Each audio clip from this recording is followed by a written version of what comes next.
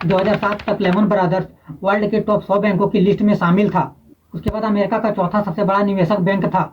लेकिन फिर उसके एक साल बाद 2008 में ऐसा क्या हो गया कि लेमन ब्रदर्स को अपने हाथ खड़े करके बोलना पड़ा कि भैया मैं दिवालिया हो चुका हूँ, अब मेरे पास कुछ भी नहीं बचा है। तो भैया आज हम बात करने वाले हैं लेमन ब्रदर्स की और जानने वाले हैं कि कैसे लेमन ब्रदर्स के दिवालिया होने के कारण 2008 में पूरे वर्ल्ड को फाइनेंशियल क्राइसिस से जूझना पड़ा। तो चलिए वीडियो को शुरू करते हैं और जानते हैं इसके बारे में।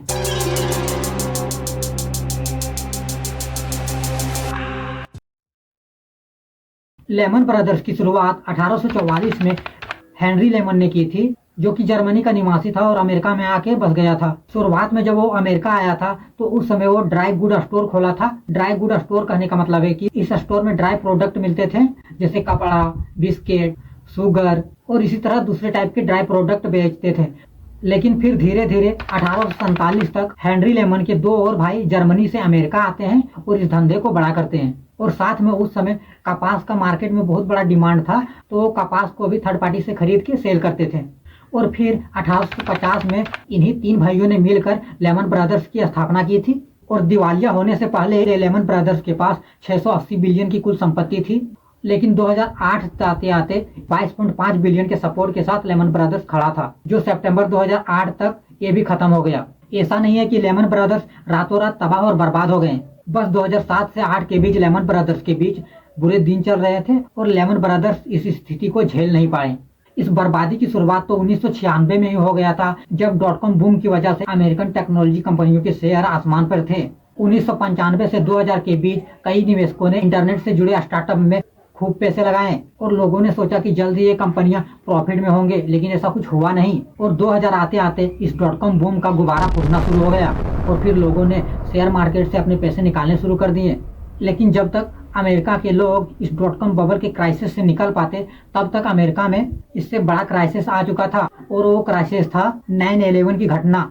11 सितंबर 2001 को मॉर्निंग में अलकायदा, जो कि एक आतंकवादी संगठन है, 19 अलकायदा के आतंकवादियों ने अमेरिका के 4 फ्लाइट को हाईजैक कर लिया और आतंकवादियों ने जानबूझकर अमेरिका के 2 विमानों को वर्ल्ड ट्रेड सेंटर में न्यूयॉर्क शहर के ट्विन टावर के साथ टकरा दिया, जिससे विमान पर सवार सभी लोग और ट्विन टावर के अंदर जितने भी लोग थे, आसपास के सारे लोग मर गए। दोनों इमारतें 2 घंटे के अंदर करीबन पूरी तरह से बर्बाद हो गया। आसपास की जितने भी बिल्डिंगें थी सारे तबाह हो गए। फिर तीसरा विमान वाशिंगटन डीसी के बाहर पेंटागन में टकरा दिया।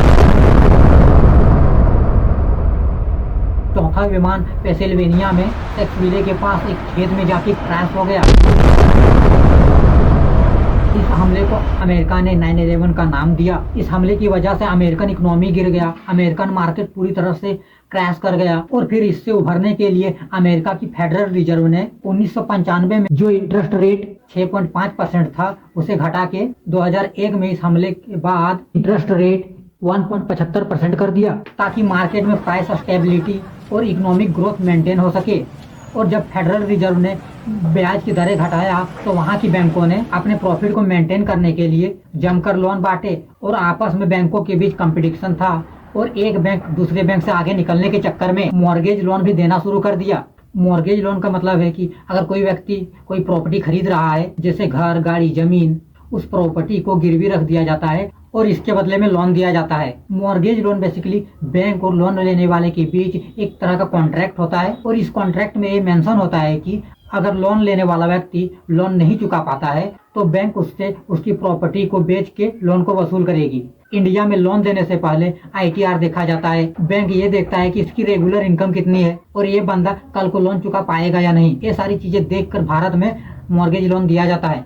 लेकिन अमेरिकन बैंक ने व्यक्ति की रेगुलर इनकम कितना है, कल को अगर ये व्यक्ति लोन नहीं चुका पाता है तो लोन को कैसे रिकवर किया जाएगा, इस बात को इग्नोर करते हुए सब प्राइम कस्टमर को जमकर लोन दे रहा था। सब प्राइम कस्टमर का मतलब है वैसा कस्टमर जिस पर बैंक को बहुत कम भरोसा है कि वो लोन चुका पाएगा। लेकिन फिर भी मार्केट में कंपटीशन ज्यादा था और इंटरेस्ट रेट कम था, इसलिए सभी बैंक सब प्राइम कस्टमर को भी लोन दे रही थी।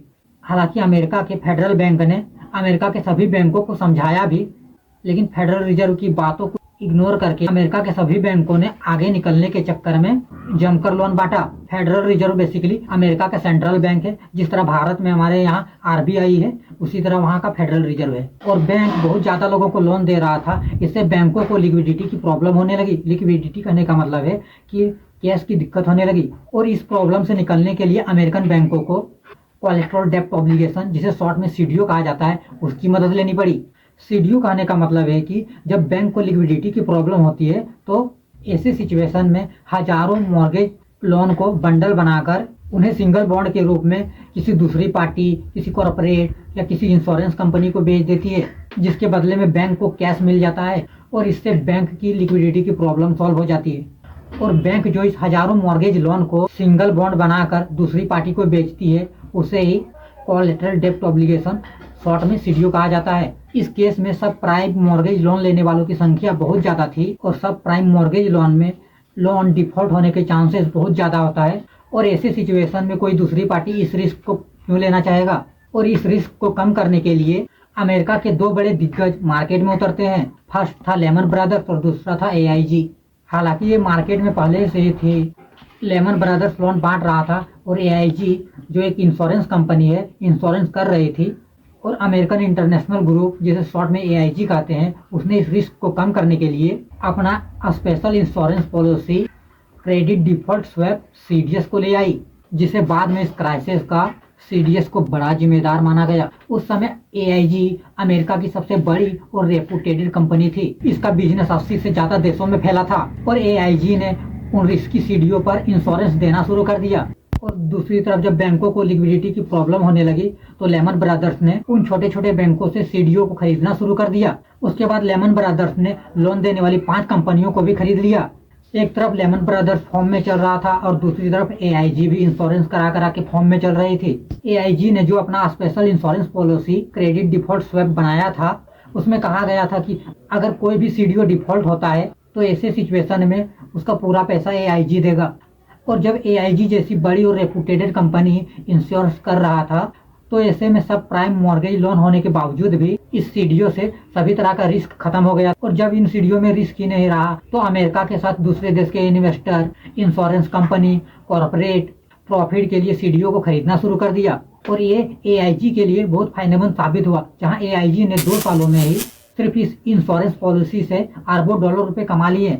लेकिन प्रॉब्लम ये था कि एआईजी प्रॉफिट के चक्कर में मैक्सिमम लोगों का इंश्योरेंस करके पैसे बना रहा था। और जब भी कोई कंपनी इंश्योरेंस करता है तो इंश्योरेंस को चुकाने के लिए उनके पास उतने फंड या एसेट्स होने चाहिए, लेकिन एआईजी के पास फंड तो थे ही नहीं।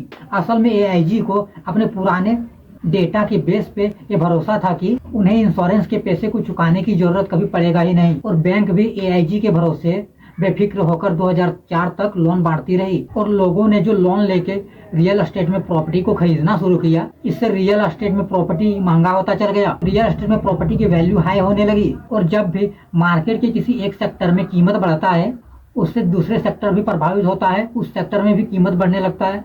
और ऐसे ही रियल एस्टेट की वैल्यू बढ़ने के कारण अमेरिका के दूसरे सेक्टर में भी डिमांड बढ़ने लगी, वहाँ मांग बढ़ने लगा और महंगाई वहाँ पे बढ़ने लगी। और फिर रियल एस्टेट महंगा होने के कारण अमेरिका का दूसरा सेक्टर भी महंगा होने लगा। और फिर महंगाई को कम करने के लिए अमेरिका की फेडरल बैंक ने इंटरेस्ट रेट को बढ़ा दिया ताकि महंगाई को कंट्रोल किया जा सके।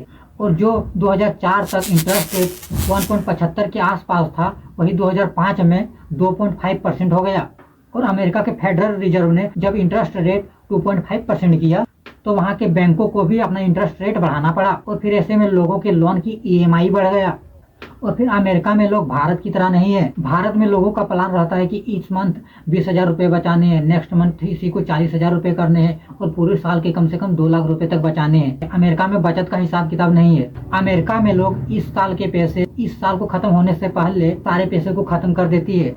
उसके बाद जैसे जैसे पैसे आते हैं वैसे वैसे वह चुकाता चल जाता है। इसलिए अमेरिका में लोगों के पास एक्स्ट्रा बचत बहुत कम होता है। और फिर एक्स्ट्रा बचत है ही नहीं तो लोग बढ़े हुए ईएमआई को कहाँ से देंगे। कुछ लोगों ने तो जैसे तैसे ईएमआई दिया, लेकिन ज्यादातर लोग ईएमआई नहीं चुका पा रहे थे। ज्यादातर लोगों की ईएमआई रुक गई। और मॉर्गेज लोन था तो मॉर्गेज लोन में बैंक उसकी प्रॉपर्टी को बेच के लोन को चुकता कर सकता था, लेकिन इतने लोगों की प्रॉपर्टी को लेके बैंक करता क्या। और 100-200 लोगों की ईएमआई नहीं चुका पा रहे थे तो उनकी प्रॉपर्टी लेके और उसे उस प्रॉपर्टी को बेच के पैसे बैंक वसूल कर सकती थी। लेकिन 2007 तक फेडरल रिजर्व के इंटरेस्ट रेट 4% तक पहुंच गया था, जिससे लोगों की ईएमआई लगातार बढ़ रहा था और ऐसी स्थिति में मैक्सिमम लोग अपनी ईएमआई नहीं भर पा रहे थे। और ऐसी स्थिति में बैंक कितने लोगों की प्रॉपर्टी को बेच के पैसे वसूल करती। और ऐसे में 2007 से रियल एस्टेट की वैल्यू भी गिरने लगा था और प्रॉपर्टी बैंक अगर उससे लेती है और ऐसे में रियल एस्टेट में प्रॉपर्टी के प्राइस और कम हो जाता। और ऐसे सिचुएशन में बैंक पहुंचे एआईजी के पास। और मैंने आपको पहले ही कहा था कि एआईजी के पास उतने एसेट्स थे ही नहीं कि वो इतने लोगों के लोन को चुका पाता। एआईजी ने प्रीवियस डेटा के हिसाब से ही ये डिसाइड कर रखा था कि ऐसा कुछ होने वाला नहीं है, लेकिन फिर भी एआईजी के पास जितने पैसे थे उतने चुकाए। और फिर 2008 आते आते एआईजी ने अपने हाथ खड़े कर दिए और एआईजी ने सीधे ये बोल दिया, मुझे थोड़ी ना पता था यार कि सब लोग ईएमआई नहीं चुका पाएंगे। और फिर ऐसे में जितने लोगों ने एआईजी पर भरोसा करके उन सीडीओस को खरीदा था, सारे लोग बर्बाद हो गए। रियल एस्टेट की वैल्यू रातों रात 48% तक गिर गया। जितने भी लोन कंपनी थी अमेरिका के, सारे बर्बाद हो गए। अमेरिका की दूसरी सबसे बड़ी home loan company Bear Stearns डूब गया। अमेरिका के टॉप इन्वेस्टमेंट बैंक जिसमें Bear Stearns, Merrill Lynch, Lehman Brothers, सारे बर्बाद हो गए। लेमन ब्रदर्स का शेयर रातों रात 48% तक टूट गया। और फाइनली 15 सितंबर 2008 को मॉर्निंग में लेमन ब्रदर्स ने 600 बिलियन के कर्ज के साथ दिवालिया होने का आवेदन किया। लेमन ब्रदर्स के डूबने से अमेरिका का शेयर मार्केट 60% तक गिर गया। बैंक और फाइनेंस कंपनियों के डूबने के डर से कई इन्वेस्टरों ने करेंसी मार्केट से अपने पैसे निकाल लिए। और अमेरिका की अर्थव्यवस्था से बाकी देशों की इकोनॉमी भी जुड़ा हुआ था, तो ऐसे में जितने भी इंपोर्ट एक्सपोर्ट हो रहे थे सारे ठप पड़ गए। लगभग 1.5 साल तक यह मंदी रहा, जिसे द ग्रेट रिसेशन का नाम दिया गया। इस क्राइसिस की वजह से बैंक और इन्वेस्टमेंट बैंकों को लगभग 450 बिलियन का नुकसान हुआ था। हालांकि अमेरिकन गवर्नमेंट ने एआईजी को 180 बिलियन कर्ज देकर उसके शेयर को लेके एआईजी को बचा लिया गया, लेकिन लेमन ब्रदर्स इस क्राइसिस की वजह से बर्बाद हो गया। तो भैया वीडियो अच्छा लगा हो तो प्लीज चैनल को सब्सक्राइब और वीडियो को लाइक करें। आपसे हम मिलते हैं नेक्स्ट वीडियो में, तब तक के लिए जय हिंद, जय भारत।